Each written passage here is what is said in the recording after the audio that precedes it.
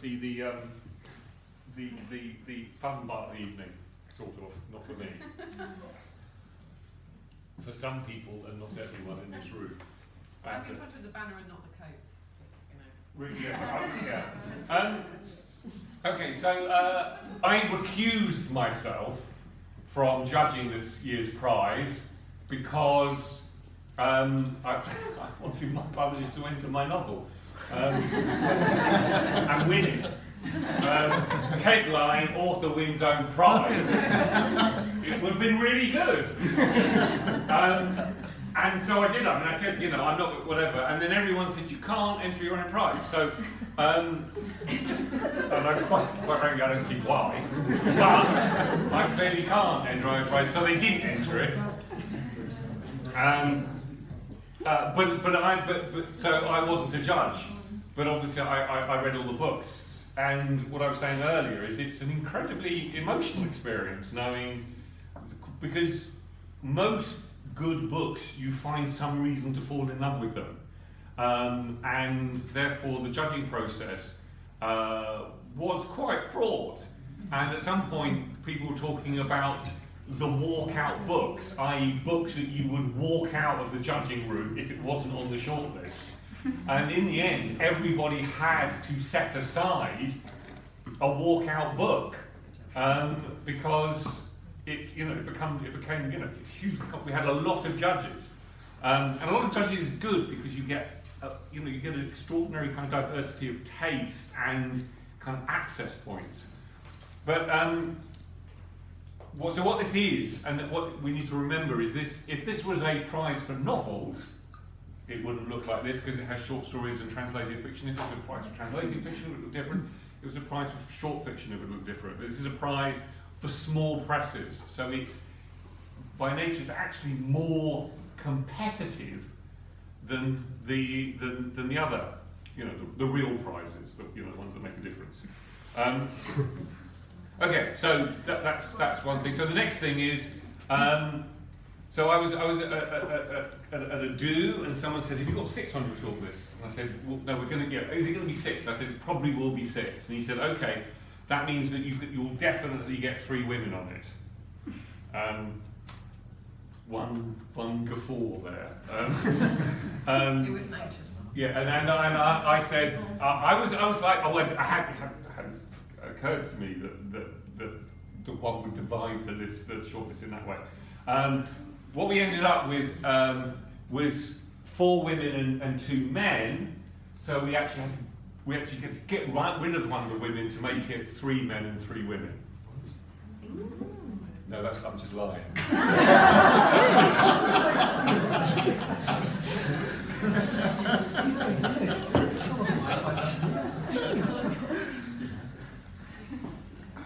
I don't really know how to deal with the initial reaction to that.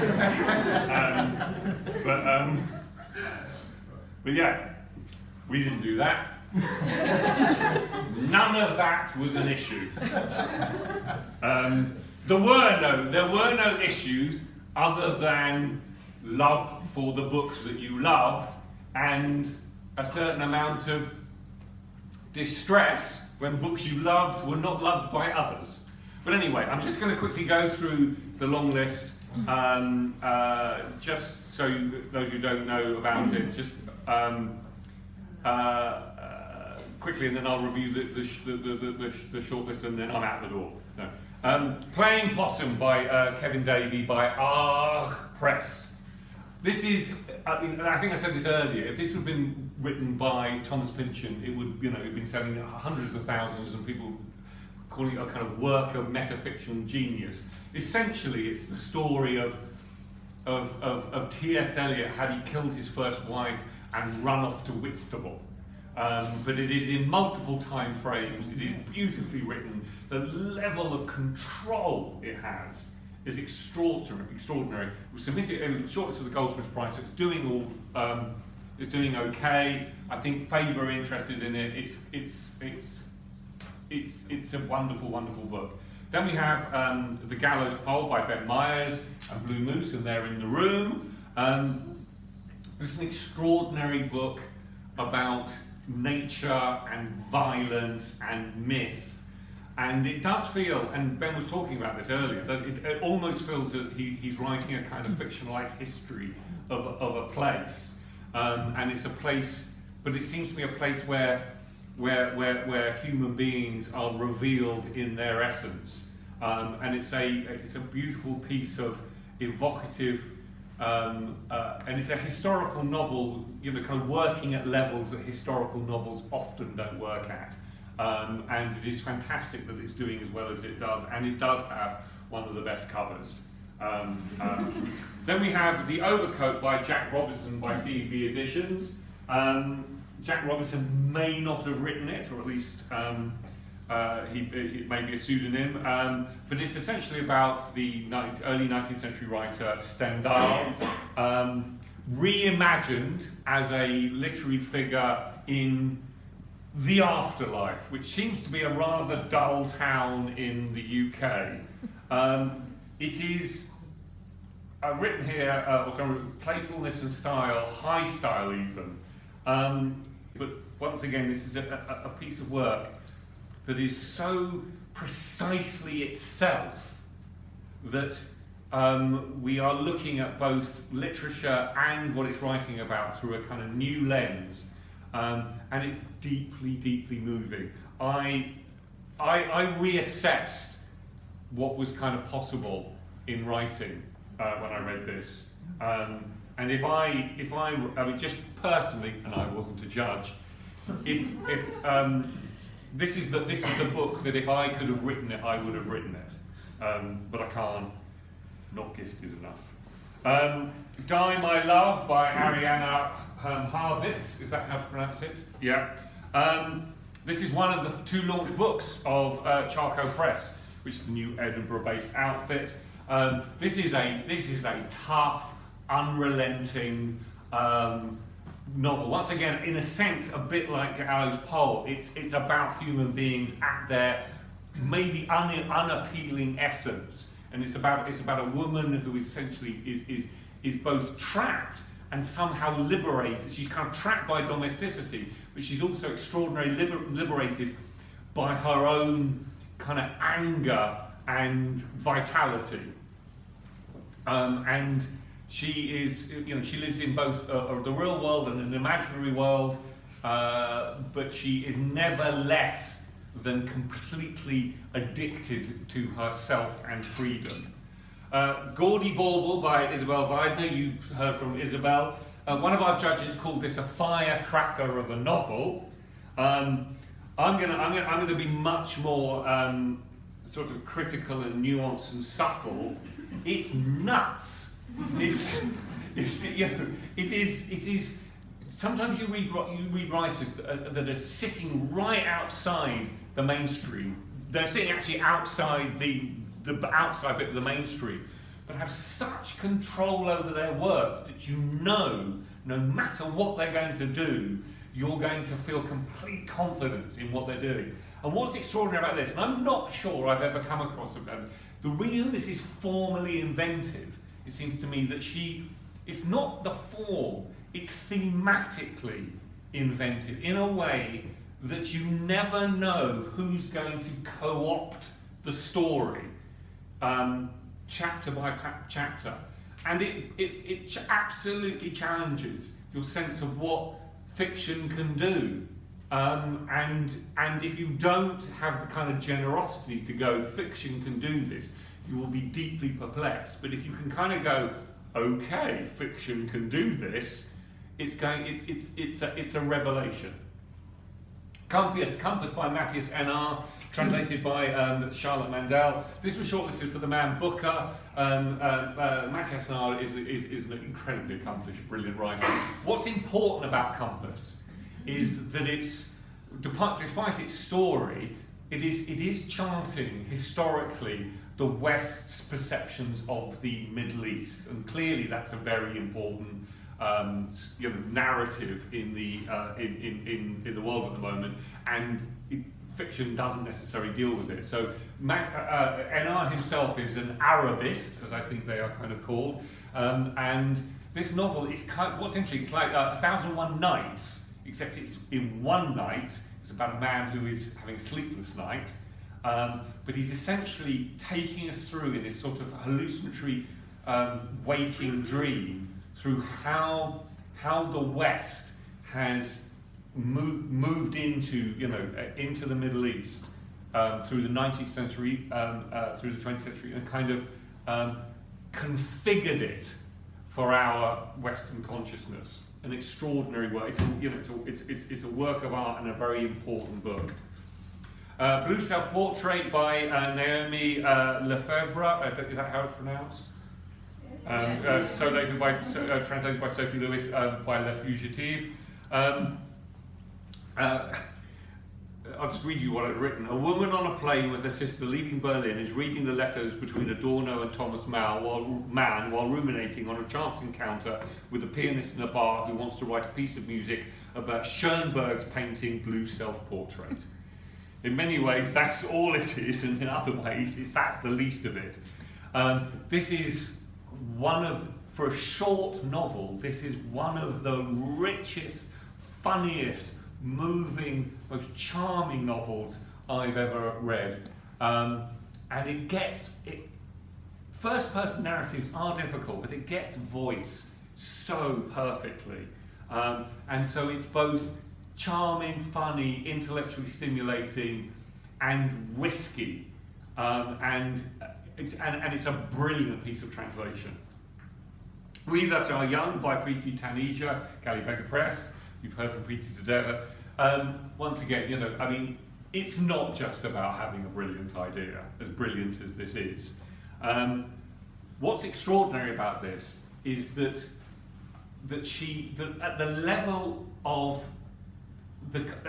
each narrative character, we are seeing a world which is kind of refracted through ambition and power, but also through the dynamics of a family, and it does a thing which all great literature, which goes on to do very well, does, is that it's operating as a beautiful piece of writing and as a hugely human, rich story. It's kind of playful and dark at the same time. For me, there is an extended passage, probably 3/4 of the way through the book, which is the book absolutely delivering everything it's promised. And at that point, when I was reading it, I just thought, if I'm not quite yet in the hands of a master. Actrib and Other Stories by Ely Williams.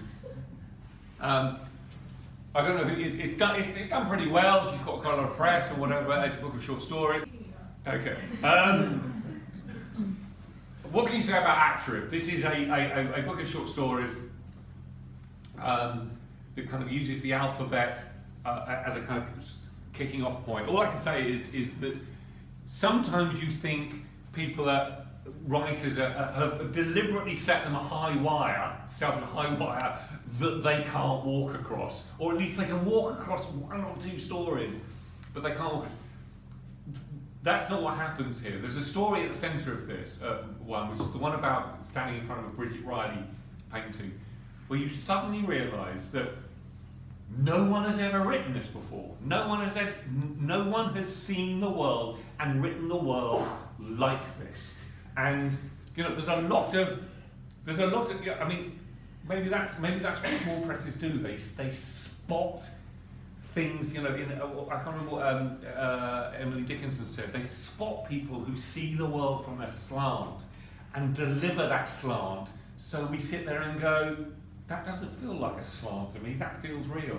And Ellie Williams does this, and she is an extraordinary writer. And if she doesn't become one of the great writers of the next 20, 30 years, something's wrong. Dark with the Lights On by David Hayden, he's sitting over there, and you've heard from him.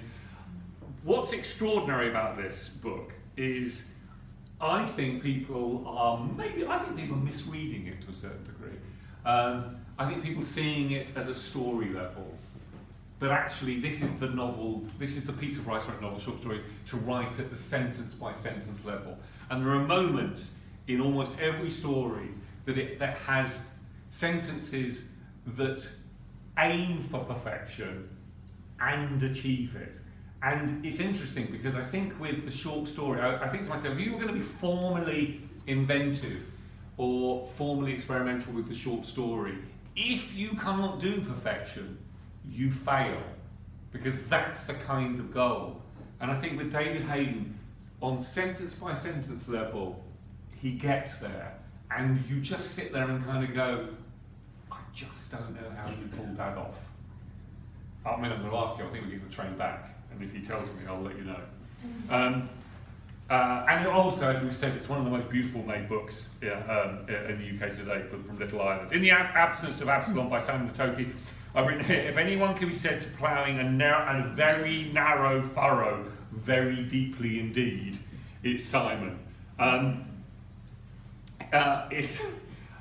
say it's superficial, it's a detective story, it's really a phenomenological analysis of the detail of life, it's one scrupulously alive to the possibilities of its endless variance.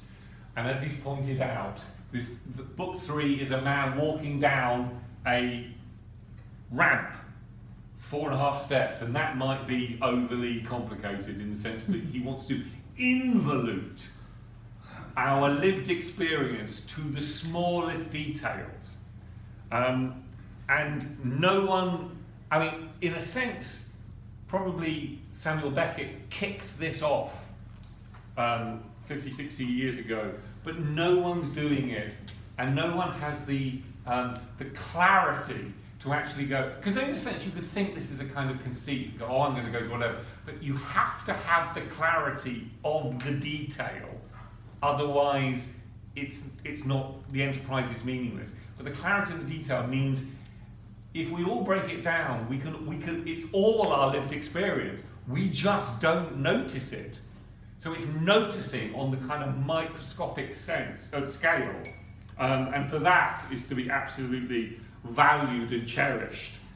And finally, we have Iron Age by Aria Kayamo, Tramp Press. This is a wonderful short novel, came out of a short story with lovely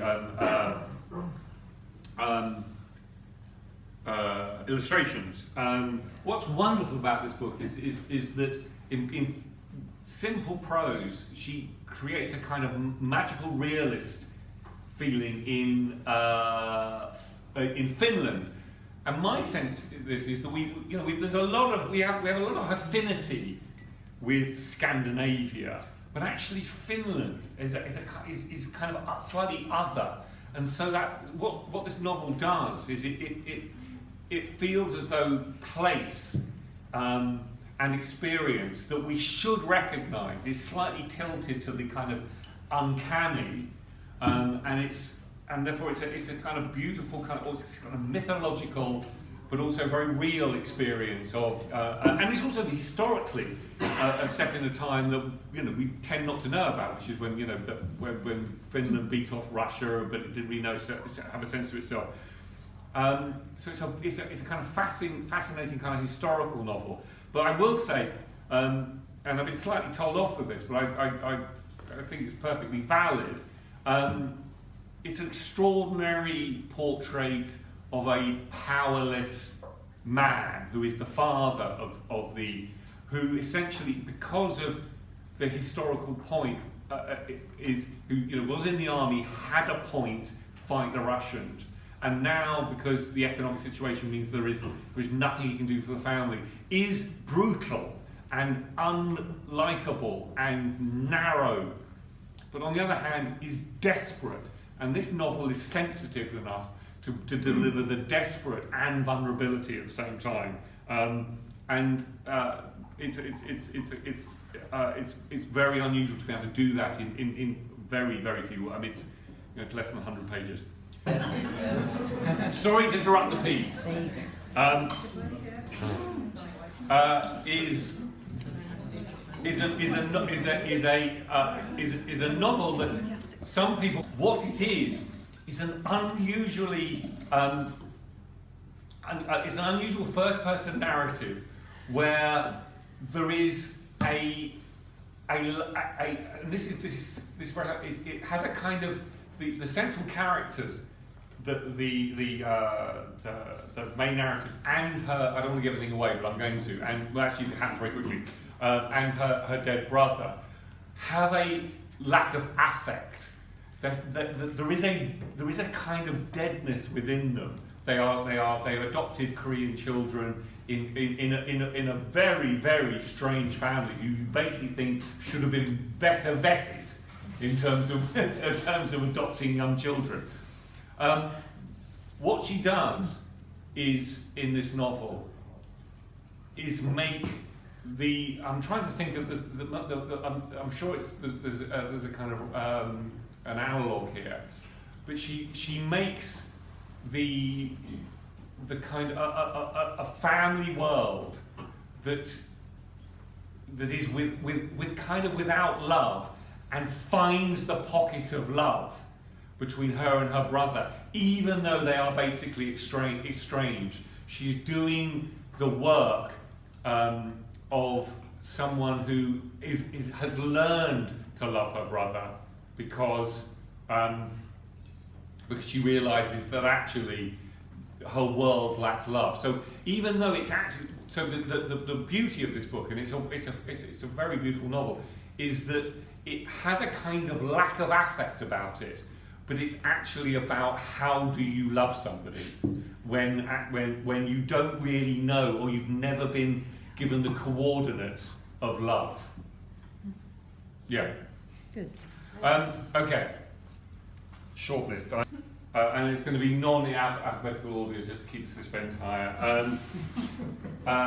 So on the shortlist, Les Fugitives for Blue Self-Portrait.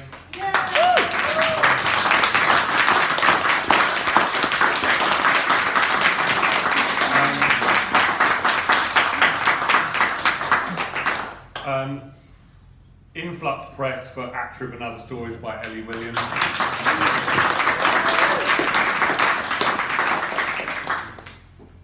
Die My Love by Ariana Harwitz, Charco Press.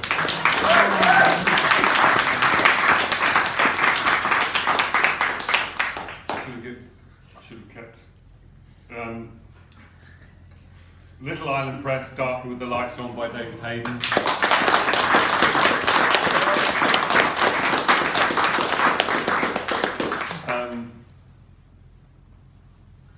Galley Beggar Press, Preeti Tanisha, We That Are Young.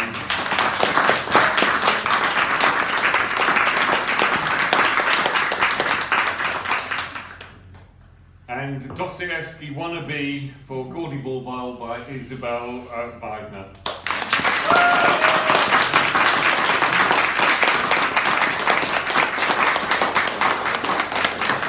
That's it. Well done to those who are, commiserations for those who didn't make it. That's it.